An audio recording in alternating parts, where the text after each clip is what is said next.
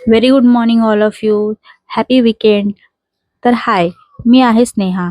माझ्या मिनी ब्लॉगमध्ये तुमच्या सर्वांचं स्वागत आहे. तर आज मी माझं स्किन केअर रुटीन तुम्हाला शेअर करणार आहे. हेअर वॉश केल्यानंतर माझं स्किन केअर मी स्टार्ट करते. हे आहे फॉक्सटेलचं टोनर. त्याच्यामध्ये नियासिनामाइड आहे आणि माझी स्किन ऑइली आणि ॲक्ने प्रोन असल्यामुळे मी ते यूज करते. त्यानंतर मी डर्माकोचं मॉइश्चरायझर घेतलं आहे आणि तेही जेंटल मसाज केलेलं आहे. मी अप्लाय केलेलं आहे माझ्या स्किनला, तुम्ही बघू शकता.